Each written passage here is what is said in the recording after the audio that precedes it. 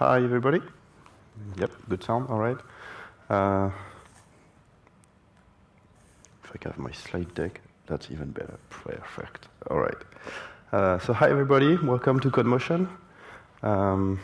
So I will be telling you about MongoDB Stitch, the new serverless platform on steroid, why not? I'm Maxime Meunier. I need to be very close, apparently. So I'm Maxime Meunier, I'm a dev advocate at MongoDB Paris, also a meme expert. You will probably see that in the video, like in the slides in a few minutes.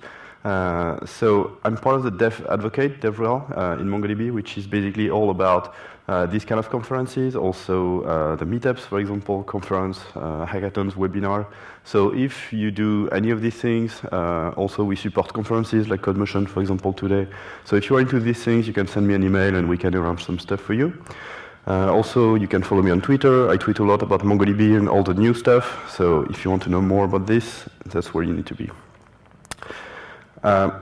So I will be telling you about MongoDB Stitch, right? But MongoDB Stitch is like the end of the MongoDB story, right? So I need to tell you a bit more about MongoDB. Maybe you guys don't know MongoDB a lot as well already, so I need to show you a few things already. Just a small poll. Who thinks MongoDB is about saving the Amazonia forest? Okay, nobody? Cool. Who thinks MongoDB is a database company? Database company? Yeah, a few of you, all right. Okay, so you will be learning some stuff then, because MongoDB was a database company, surprise, surprise. We actually switched the business like 2-3 years ago, and now we are moving closely to something we call more an intelligent data platform. So the database is, of course, part of the deal, right? But we are also doing a lot of stuff actually around MongoDB and around the database itself. So you can actually work with more ease with your data. So we try to make your work with the data more easy, also more flexible, so you can adapt quickly and change your stuff quickly, faster, with more performance, with less code, and versatile as well. So you can work with more different data models and different sort of queries, for example. So you guys probably know this kind of stuff, right? SQL, a lot of table, nightmare, cool. So just to show you a small reminder, right, something like that. I think we all have this at some point in our database, right? Some customers, you have an address. So initially it was embedded. Do you have a laser? Yes, I have. So you have an address with some fields, and it's already embedded in the customer itself. But then you want the city and the country to be in some separate tables, all right? And at some point you actually figure that, oh, actually you have several addresses, the work address and the home address, so actually you need maybe a separate table to do that. And now, oh my God, what's happening? Now you have phone numbers, so phone numbers, several phone numbers as well. It's an array, actually, of phone numbers. So same thing, you want an extra array. What the hell is happening? What are we doing? What are we doing now? Oh, and now there is interest, so which is, okay, interest, and maybe tomorrow there is maybe friends of my customers, or, you know, recommendations or something like that, so it's probably going to be even more and more bigger, right? So stop it, you know, stop. You need some help, right, at this point. So why do we have this? We have this because SQL and like all these relational databases, they work like this, right? You have business object, like your customers, opportunity, contact, whatever, and you have actually to split them into smaller pieces of customers, pieces of opportunities, and you need this object relational mapping layer in the middle to help you reconstruct your object in your Java code, for example, or in your C# or whatever you're using, something like Hibernate, for example, to reconstruct your object, right? It would be really cool if we could do something like that, right? Just have your business object directly stored in the database itself. Well, lucky day for you. That's exactly what we're doing. So the document model in MongoDB works basically like that. So we transform tables into JSON documents like this, right? So JSON documents, very easy, very cool. Supports a lot of different type of fields. So for example, you have string numbers, also geolocalization fields like this one. You have also arrays directly like that. You have sub-documents potentially into arrays and things like that. So very powerful way to store data and to interact with the data. Also, MongoDB is flexible, so if you have different actually shape of documents, maybe you have a product collection, for example, you can totally do that in MongoDB. You don't need to have the exact same fields for each collection. For those who are lost, this is more or less like the parallel between SQL and MongoDB. So one row is actually, well, a few rows will be a document in MongoDB, right? And a column is the equivalent of what we have in MongoDB would be a field, right? Something like that. And as you can see, we have an equivalent for pretty much everything you know already in the usual database you work with the tabular databases. Also, for those who didn't know, since MongoDB 4.0, which was last year, we also support multi-document ACID transactions. So 4.0 was for replica sets. Now in 4.2, since a few months, it's also for sharded clusters, so basically for everything. So that's pretty cool, and it's a big investment for us. It took us like 3 years to implement all of that. So it was a massive amount of work from our engineering team. So that's pretty cool. So yeah, like I said, ACID transactions. So you have all the ACID guarantees like you already know about. So snapshot isolation, all or nothing execution, etc., etc. So no details here today, but this is all the good stuff. Also, MongoDB supports a lot of different drivers and frameworks. So basically everything you know, we support it. If not, then there is probably a community edition supporting this in some corner of GitHub. Most of the drivers, you know, like the most common drivers are supported internally in MongoDB by the MongoDB team. Also, we have a bunch of indexes as well, of course. So for example, compound index for multi-index. You have multi-key to support the index and the arrays. You have a new index in MongoDB 4.2, the wildcard index, which is very cool. It helps you work with data that you don't know yet is going to exist. For example, when you have some data like this, when you don't know yet which type of field you might have in the future or something like that, maybe you want to index also like all the subfield in a subdocument, something like that, and you don't know yet how many values, how many fields you're going to have for the cars. So you can also index that with this kind of index. So it's very cool. It's new in MongoDB 4.2. Also, of course, geospatial index, stuff like that. So all the good stuff, a very good support for the index. It's basically the same thing you know already from SQL, right? It's B-trees, so it's very efficient. Also, we have the aggregation framework, for those who don't know. So it's basically a way to query MongoDB, the equivalent of a group by, if you want, in SQL. So it works differently in MongoDB. The aggregation pipeline works as a Linux pipeline. So basically, you start from usually a collection. And so for me here, it's going to be the order. And I can apply different stages. I can apply different changes, if you want, to the set of documents. So here it's a match and then a group. So match will eliminate a few documents. So here I'm doing a match on the status A. So only status A will go through. So status D here is eliminated. And in the next stage I'm doing a group over the customer ID, which is, so A1, 2, 3, these two will be grouped together. And I'm calculating the sum of the amount. So total is the sum of the two amounts, okay? So it's pretty simple. That's a very simple example. Of course, you can do a lot more than that. But basically, it's very powerful. It's a great way to query MongoDB and be efficient in your queries, like do sum aggregations and all the good stuff. So of course, you have way more pipeline stages. I think I counted them like a few days ago, and you have like 30 pipeline stages different. Also a lot of operators to do all the mathematical array, date, manipulation, string as well. So all the good stuff. Also, if you don't know, you have MongoDB Compass, which is like part of the platform I was talking about. So Compass is a MongoDB UI client. So very, very cool to use. You have schema analytics. So if you have documents with different shape, like the products, for example, you can run a schema analytics on it to see like which field is there, what type it is, all the stuff you need to basically do and plan a development for the future. Also a lot of other stuff, like of course support for the CRUD operation, etc. So basically everything you need is in MongoDB Compass. So I was talking about that data platform, right? This MongoDB data platform. So far I just showed you like MongoDB, the database, what it is, like the main features, right? Just to give you an overview.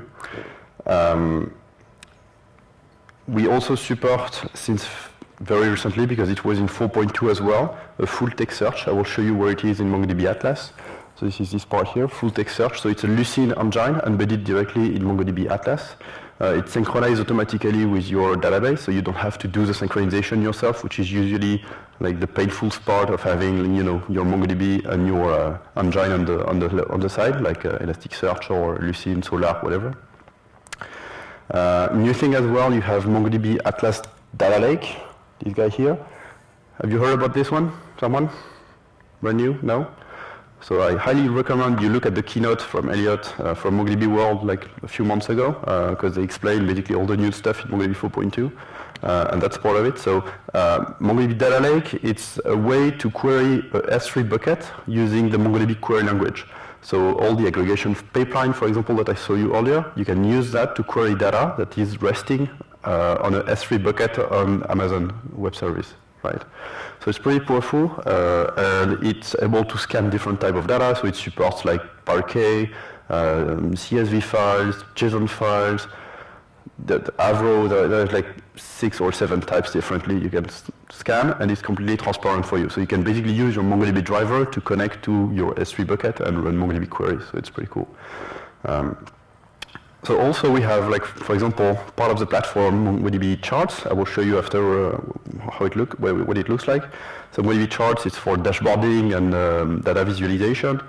We also have the MongoDB BI connector, which is something that allows you to connect your MongoDB instance to Tableau, for example, to do some as well data visualization and BI stuff. We have connector for Spark and Kafka. We also have support for Kubernetes. A few other things. As well, here we have MongoDB Stitch, which is all the serverless stuff that we are doing and that I'm going to talk about. Before I talk about Stitch, I need to introduce you to Atlas, because before starting to do code in the cloud with serverless stuff, etc., you need some database, right? So that's where I want to have a look. The thing is, so if you know or may not know, I don't know, MongoDB, you can deploy MongoDB in different ways in production. So the first way is like that, doing a replica set, okay, with primary and 2 secondaries. So you have high availability and data durability, right? Sometimes it might not be big enough, right? Because you have like more than 2 terabytes of data and you need bigger servers, more RAM, more CPU, more disk, more everything. So at some point, maybe you're going to want to shard. So you sharded cluster, which is basically running a set of replica sets. I have 3 here, but can be like 100 or maybe even more. Fortnite, for example, they are running this kind of architecture in production, so that's a lot of servers, trust me. So when you are starting to do that, at some point, maybe you want some help to actually run and manage that server, because it's going to be a lot of work to make all of that work and to make sure you have correct monitoring and etc. etc. So you can deploy MongoDB a bit of wherever you want, actually. You can deploy that on your laptop, on your mainframe, on your own servers maybe. Maybe you can also deploy that on the servers you are renting in the cloud yourself. Or you can use MongoDB Atlas. So for me today, it's the most simple way I can do and show you that. So we'll show you that in a minute. Actually, it's been a minute already, so let's try that right now. So MongoDB Atlas looks like that. So you create an account and you just log in and you get basically this screen. For you, it's going to be empty the first time. You're going to have like the build new cluster in the middle.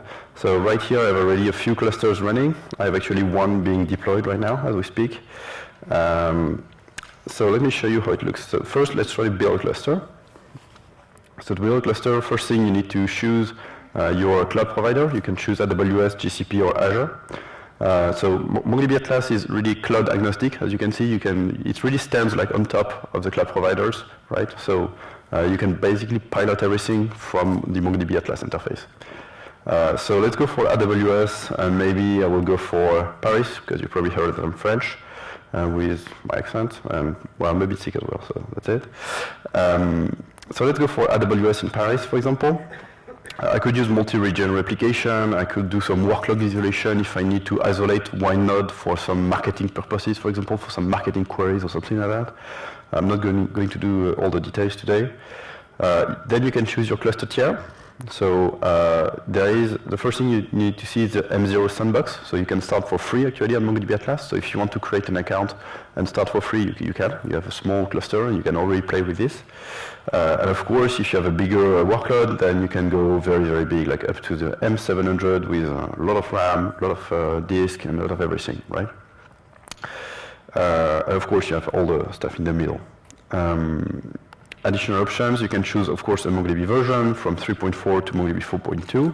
3.4 will be out of date, I think, very soon, so maybe don't go for 3.4 anymore.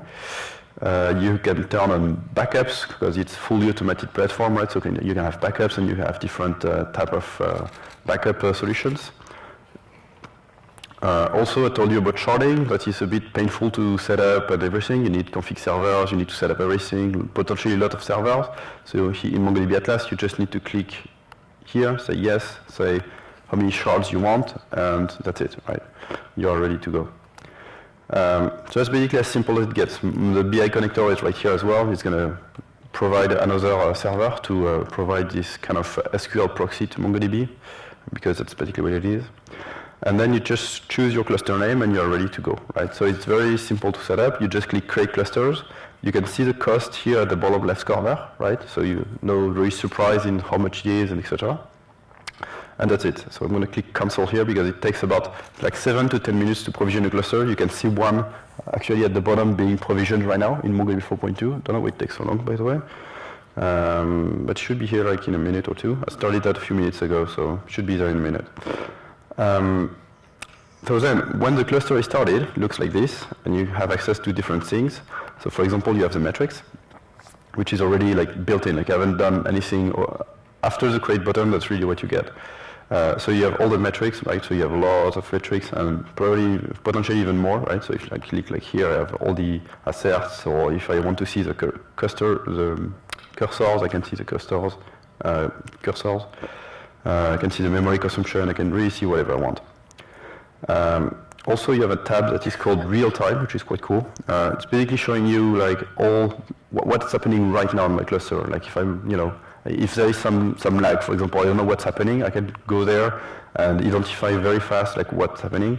So for example, in here I could see that so at the top I can see the number of connections, I can see network in and out, I can see the CPU, I can see the disk usage, I can see the RAM, I can see the number of operations, I can see the hot collections, so where read and write operations are really taking time and happening. I can see also all the slowest operations, so I can really have a big overview of my MongoDB cluster and what's happening right now. So for example, in here, maybe if I have some lags, maybe it's because I don't have enough RAM. Maybe, could be, right? Because it's kind of the only thing that is almost full. It's obviously not the CPU right now. Cool. Then I can show you the collections. So in MongoDB Atlas, you can browse directly the collections. So you can see here I have a few collections, and I can already like run some find queries in here. I can manipulate my indexes as well. So I can create my index, I can play with them, I can remove them if I have some index to remove, etc.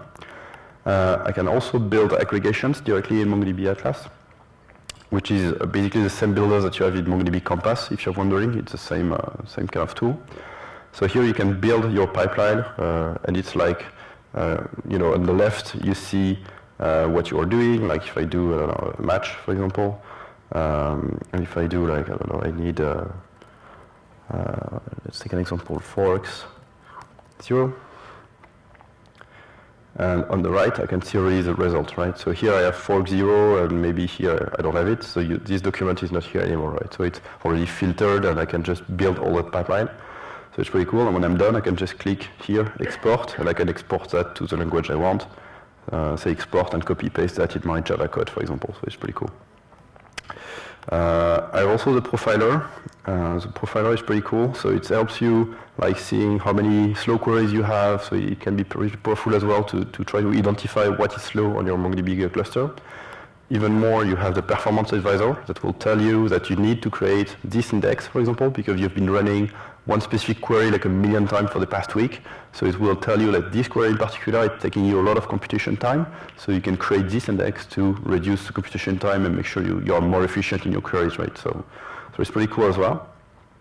And of course, you have all the common tool lines so you're used to work with, so Mongo import, Mongo export, Mongo dump, Mongo restore, so all the tools you already know to use, of course, they are available here. Mongo restore, dump, import, export, Mongo stat, Mongo stop, right? So you can just copy paste and run that in a shell and you're ready to go.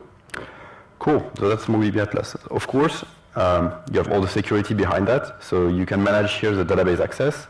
So here I have like 2 MongoDB users that I can use to connect. I can also manage my roles if I want to, create some specific roles. And of course, I can manage my network, right? Because it's in the cloud, so I need, of course, some layers of security. I don't want to open my clusters to everybody. So, for example, right now, I can't connect to my Atlas cluster because you can see here that I have my home address, my home IP address that is whitelisted, the MongoDB office in Paris, and some AWS peering. So I have peering from AWS, which allows me to peer directly my clusters, my application servers in AWS with my Atlas clusters directly. So I don't need to expose my MongoDB clusters running in Atlas to the internet. I can just stay within my security group in AWS, so I can be very, very safe. All right, so this is MongoDB Atlas, and MongoDB Stitch stands basically on top of MongoDB Atlas, and MongoDB Stitch will basically do everything left you need to reach your customer, right?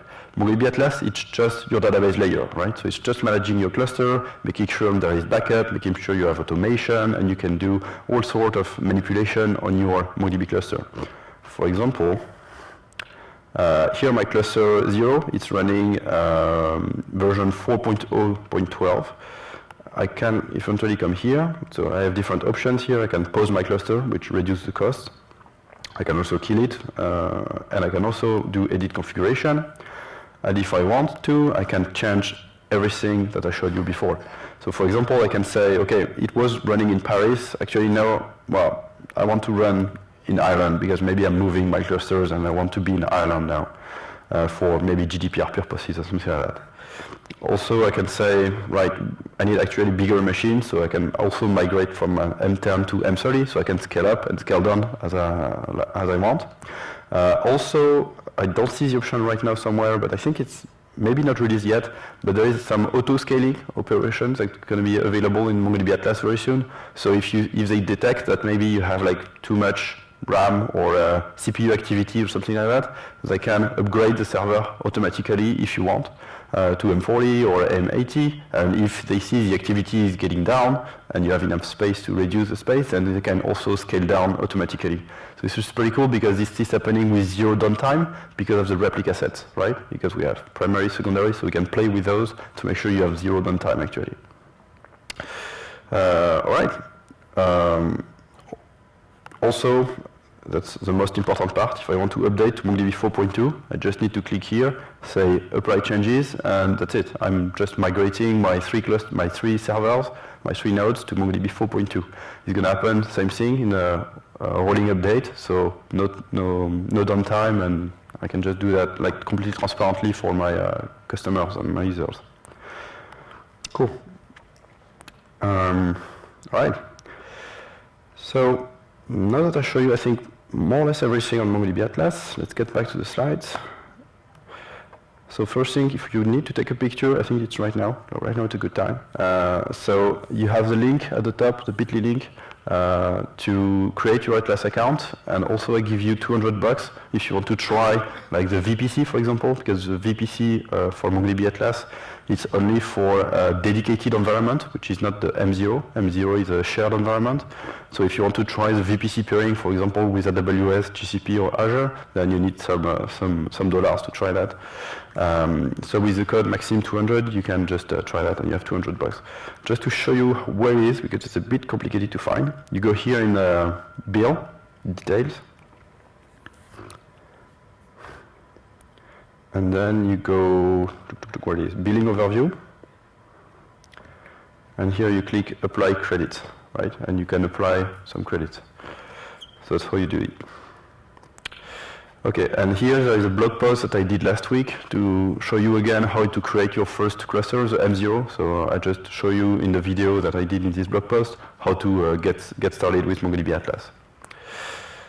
Cool, so now I can finally start talking about MongoDB Stitch. So Stitch, what is it? So building an application looks like something like that, right? You have users, you have external systems, somewhere you have your database, and also some extra services. Basically, so different layers, right? You have the data layer, the business layer, the presentation layer, some kind of front-end, mobile maybe, or some web app you have. Looks something like that, right? Data access, business logic, hosting, some integration, some security and authentication through the whole stuff. So basically, if you go serverless with MongoDB Stitch, you can represent the problem like this, right? You have some stuff inside and some interaction with some outside stuff. So if you just replace your database by MongoDB, of course, then you can use MongoDB Stitch to replace basically all the layers and all the complexity that you have between all the services and all that stuff. So just to explain what's in MongoDB Stitch, because it may be a bit complicated to understand, you have basically three big things. You have Query Anywhere. Query Anywhere is about to evolve, because I don't know if you know, but we bought MongoDB Realm. Well, we bought Realm, and so now they are MongoDB Realm, which is a mobile synchronization tool. Okay, very powerful. Actually, you all have Realm already in your pocket, because like most of the apps you are running on your phone actually use Realm already, probably half of it. So it's a very, very popular framework and tool. A lot of developers use that for like the biggest applications you have, like I don't know, maybe Facebook, maybe all the big stuff like that use that. So it's basically a big tool that they use to synchronize data between your cluster and your different mobiles. So if you're running something between, I don't know, your tablet and your phone, and you want to have some synchronization between them, that's what Realm does basically. They do all the synchronization completely transparently for you, so it's pretty cool. So as far as today, we have what we call MongoDB Stitch SDK, which you can use to query MongoDB through MongoDB Stitch and the security layers and everything. And MongoDB Stitch SDK will become MongoDB Realm SDK, so because they are going to merge the Stitch SDK and the Realm SDK together to make like one big framework. You also have functions. So functions, it's like lambdas, if you speak in AWS language. Okay, so we have Stitch functions. So this is not supposed to change, not a lot actually. So it's server-side functions that you can execute. It's serverless, it scales automatically. You can run millions in parallel if you like, so that's very cool. And also you have triggers. Triggers which are built on top of MongoDB change streams. Change streams that were new in MongoDB 3.6, so now it's quite old actually. And so basically triggers, I guess, well, you know what a trigger is. So any change you see in your MongoDB cluster, maybe an update, maybe an insert, maybe a delete, you can basically plug yourself onto those updates and make sure you can trigger some kind of function after that to make sure you do something. For example, okay, well, let's skip that. So for example, I want this one actually, yeah. So for example, if you have a new user that comes into your cluster, maybe you want to send an email to say, hey, welcome to this new service, and it's awesome, but you can click here and do that, right? So for example, you can do that with MongoDB Stitch and a few functions. The Stitch Query Anywhere, so that's basically what I told you. So it's going to go through all the Stitch authentication and access rules that you have set up already. And your application is so restricted, and they know what they can do, what they cannot do, like which type of data they can access or cannot access, change, etc., etc. And triggers, well, you got it, right? So they trigger operations. So if I sum up everything I said so far, it looks something like that. This is basically like what you are doing in your day-to-day job, right? So MongoDB Atlas will solve all your problems about having clusters in place, managing all the security, the backup, installing the operating system, installing MongoDB, making sure you have the right version of MongoDB, all the core database functionality, the storage, etc. Stitch will be solving all your application backend infrastructure. They will scale automatically. They will also have load balancing automatically, so you don't need to take care about all of that. You just need to create your small function and be ready to go. And so actually you can just focus on doing code that is actually moving your business, and you don't need to like spend days trying to set up the load balancer, for example, because it's a pain to do.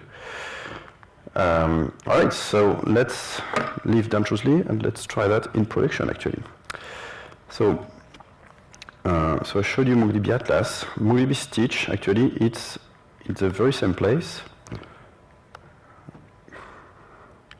So if I go back to my main screen in MongoDB Atlas, here I have my different services. So I have charts, I have Stitch. I can also have triggers directly. If I don't want to use Stitch, I can use the triggers only, if I just want the triggers in MongoDB Atlas. So it's basically the same thing as the triggers in Stitch, but I don't know, for some reason they wanted to expose the triggers as well in Atlas. I still can't understand that, but that's all right. So if you click on, let's first have a look to charts, because I told you I would show you charts. So charts looks like this. I told you it's a dashboarding tool, right? So if I just show you, for example, this one. So I have some data in my cluster 0, right, about some cities in the US, like the postcode and everything. And it looks like this. So it's very simple to create. So I don't want to go into the details on that, but as you can see, I can build some dashboarding. I can share that dashboard with the marketing team, for example. So I can do all that cool stuff. So it's pretty simple to use and very simple to build. If I click on Stitch here, then you can see that I have a few different projects. And I want to show you this small project called MongoDB Collections. Movie Collections, sorry. So Movie Collection is a small app that I created on MongoDB Atlas and Stitch. And it's basically very simple. What I want to do here is, where's it? I don't know if you can see that. So I want to send like this document to MongoDB, first thing. So I want to be able to post a movie title to MongoDB. So I want to use the REST API and post a movie title, right? Send something to MongoDB and write that information to MongoDB. If you extrapolate, it can be something like I have like 1 million IoT device, and I want them to be able to reach a REST post endpoint and be able to write something to MongoDB, okay?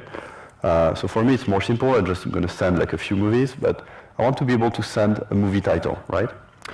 Then what I want to do is automatically, I want a trigger to detect there is a new movie coming in, and I want to enrich my document. I will unzoom, I guess it's zoom enough. Automatically, sorry. And automatically you see that I want to bring all sort of data that I can find on the web, from the EMDB API, for example, and enrich my document automatically with some data that I can find with a microservice, for example, that I have running somewhere, right? So it's pretty simple, but you can do that with Stitch. So let's have a look. So in Stitch, so first thing, it's free for quite a long time to use, right? So you can run like 1 million queries, 1 million requests. You can have 25 gigs of free data transfer and everything. So the free tier is pretty generous actually on Stitch, and it's the same billing system at Atlas, right? So with the $200 I gave you earlier, you can already play with Stitch as well for like a long time. All right, so let's have a look. So first thing you need to do, and you do that actually when you create the Stitch app, you can link a cluster, right? So I have a context already, so I know that my app is running on this cluster 0 that I have running in Atlas. Then I can set up my very first service. And here my very first service, so I already did all the coding because, you know, live coding is dangerous. Is it zoom enough? Is it big enough? Yeah, right. Maybe it's too big, like that. So the first thing I want to do is create a HTTP service. Let's do actually the create. So if I add a new service, here you can see that I have the integration with a few different services, like AWS services or Twilio, for example, if I want to use my telephone. Actually, I have this set up as well, or HTTP. So for my case, if I want to do REST API with a post endpoint, I want to create an HTTP, give it some name, and then I create an endpoint. Well, basically, you see what I've done already. So I have this. Then I create a webhook, and I say, okay, this is called post movie title. And in the post movie title, this is the piece of code that I have. Is it big enough? Yeah, it looks big enough, I guess. Big enough? Yeah? Good? Cool. So with just this small piece of code, as you can see, it's very simple. I'm just getting my context, my MongoDB Atlas context. So I don't need to type like login, password, everything. I have already the connection because I'm already in the same environment. So I just get my context. Then I get my movie collection. So it's MongoDB Stitch.movies collection. Then I parse the body with this line here. So eJSON is a extended JSON library. I say parse the body that I send you. Then I just do movies.insert1, my body. Then result says 201 created. That's it. I'm done. Right? So with like 6 lines of code, I can just get something from a REST API and write it to MongoDB, right? And it's really like efficient. There is no boiler code plate. I don't need to like transform my JSON into a Java Pojo, for example. I actually did the exercise. It took me like 200 lines of Java code just to create like the Pojo, have the MongoDB connection set up, and have like my Spring configuration and all the stuff to just have this endpoint correctly set up. It took me like 200 lines of Java code just to write something to MongoDB, right? So it's pretty, like, there's a big difference. Okay, and if there is an error for some reason, I can send a 403, for example, if there is an error. For the settings, you can see here that I have the settings. Here I have the curl command line, so if I want to test, I can just copy that and send a command line, send a curl. You have the webhook here, which is the same used in the curl command, of course. And here you have all the setup, right? So you have the name, you have like which type of verb you're using for your HTTP, and you have your secret as well. So you can put some secret, which is here the secret that I'm using at the end, right? So it's also secure in some way, and you have different securization, and you can also do a signature payload and everything, so it's a bit more complicated to set up, but yeah, it's working.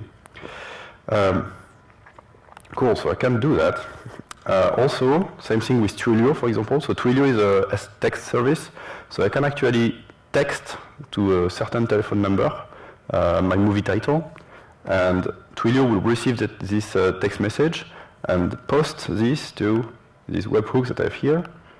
I gave this webhook to Twilio, so Twilio will contact me through this webhook when something is received on that telephone number, and then this function will be executed, right? And same thing again, what I'm doing here, I'm just extracting from the Twilio API what they sent me in a JSON format. So here they sent me like payload.body.trim, which is the text message itself. They send me the telephone number as well, so I'm just getting that. And then I just, same thing, write that to MongoDB again. So it's just like a few lines of code, and I have already 2 different ways to write to my cluster, with a curl command or with my phone. Cool. So let's speed up a little. So I want to show you now the triggers. Triggers are implemented in here. So I told you, like, every time there is a new movie coming in, I want to detect that. So it's the EMDB new movie trigger. So I just set up a trigger. It's a database trigger. There are different type of triggers. You can trigger like every day on a specific date if you want, etc.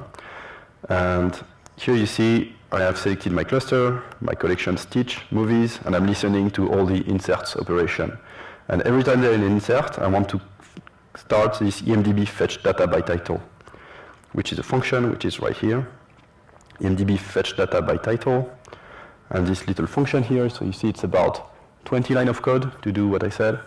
So if you read a bit, you see that I'm just, so from this change event that I'm getting, I'm just extracting the document ID and the title.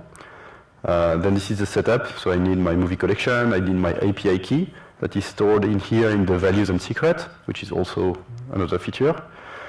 And I need this EMDB URL, which is omdbapi.com, and I send them my API key and my title, and they give me in here, so I do context.http.get, I send this query, right? I send this query, and they respond me with some stuff that I get here. I parse this response here in this doc, and then I can do some smart code. So it's very smart, because if they answer me something, then I say, okay, this is a genuine movie, so I keep this data and I update my document in place. So this is this part here where I do the movie.update1. Also, you can see here that I'm actually using sub-functions to transform some dates into ISO dates. So I'm just doing some parsing here of dates. And if they answer response equals false, maybe the document does not exist because I typed some movies that does not exist in the database. So I just decided to delete that empty document, right? That wrong movie from my collection. Okay, cool. Another thing I want to show you is hosting. Know that this part should be working. So also I can host my website actually directly in here. So if you have a React website or Angular or whatever you want, you can just copy paste all your files in here, and once again, what's it? It's going to work. You can set up your own custom domains and etc. So I didn't go through all of that, but if I just copy this and go here, I have my website. So I'm very bad in JavaScript, and design as well, so pay for me. So as you can see already, I have some security, right? I have to go through authentication to do that. This is as well some part of MongoDB Stitch. If you go here to users, as you can see, I'm authenticated here, and I have the providers. So you can use different type of providers to provide you with some authentication, for example, for your website and everything. So here I've done the Google authentication, but you can do like all of that, right? It could be email password, can be like all the different type of setup you want. And as you can see, it's pretty simple to set up as well. I just said on. I went to the Google API. I just took the client ID and the client secret they gave me. The secret, once again, it's stored in the values and secret in here. And then I just copy-paste my website URL. I put some domain name restriction, so I can say also only people from MongoDB can actually connect to my website and play with my stuff. And that's it. I'm already set up. So when I click here, if I click here, it should not work. If I click here, it should work, hopefully. And I have something like that.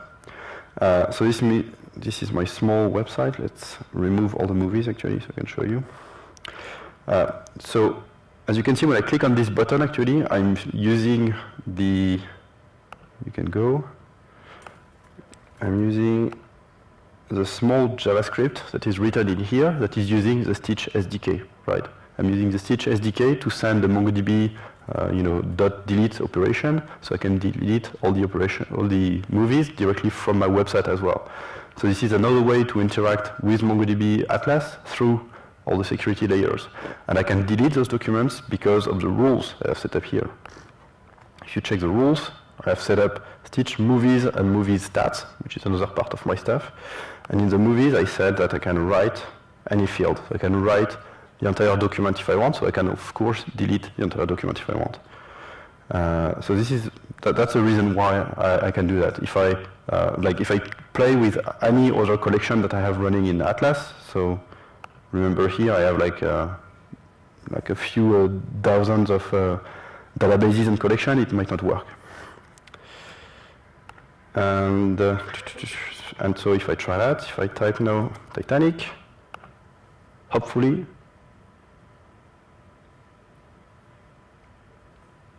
please. So you see the stats have been calculated. If I refresh here, I see my movie, right, already populated. So you understand that it's been through all the stuff. So I use I use here the Stitch SDK to write to MongoDB, detected with a trigger that there is a new movie coming in, went to the external API, fetched some data, brought that back, updated my document in place, and then printing that on my website, right? And of course, as well, so I didn't show you that, but I have stats also running in parallel. So I'm doing some stats with the meta score and the EMDB rating that I have here. So actually, after my first trigger, my update triggers a second trigger that is doing all the calculation for me and some stats, right? So if I try another movie, okay, this time it updated correctly. So you see that my movie is updated as well. I'm using a watch function, which is a change stream in the website itself to refresh the interface. And you can see as well that the stats have been updated and done calculating stuff. And also there is another trigger to handle the delete. So if I delete, you can see the stats at the bottom have been updated as well, right? So it's all running with different triggers and different operations in parallel. And of course, everything has load balancers and everything. So everything runs smoothly in the cloud without any server, etc., etc. Cool. So that's about it. Let's talk about the future for 0.5 seconds. So MongoDB Realm, okay, new acquisition from MongoDB a few months ago. So this is the final look, okay, it's going to look like that at the end. So you have on the right MongoDB Atlas, in the middle MongoDB Stitch, which will be probably renamed something like MongoDB Realm Stitch or something like that. But it's basically the same thing, like Stitch is not meant to change a lot. You still have triggers, function, We're just going to rename the SDK into something like Realm SDK or something like that, because we want to keep the name Realm because it's so popular. And on the left, so for all your mobile and for your front-end coding, you can use the Realm SDK, which is coming about Q2 next year, right? Second quarter next year. And so right now you can already use Realm, like the whole existing Realm with the Realm database, because they already have a Realm database. But the point is, at the end, we want to merge all of that together to make a real smart data platform. So conclusion, thank you very much for being here today. You can follow me on Twitter if you want to know more about Realm and all the stuff. GitHub as well, so the example that I showed you, the movie application, you can clone it completely. There is a script to help you clone it completely and play with it, so it's a baseline if you want to start coding with Stitch. So the link is at the bottom as well. I will give the slides to the guys here anyway. If you want to follow us, community is awesome. MongoDB is all about the community. That's why I'm here today as well. And we listen a lot to the community. So if you have anything to say, you can say that to me in a few seconds, or you can also go to the booth over there. We have all the MongoDB friends. They have T-shirts as well and a lot of swag for you. If you want to learn more about MongoDB, you have the MongoDB University. You have also the blog, which is over here. I'm blogging a lot right now because I joined the content team, so you will see a lot of blogs coming from me very soon with a lot of code samples like this, for example. Thank you very much for being here today. And that's it. Just leave you with that. Thank you.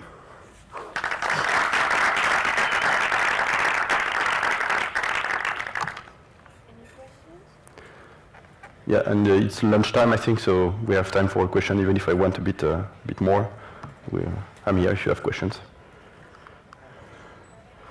If you're hungry, that's totally fine as well.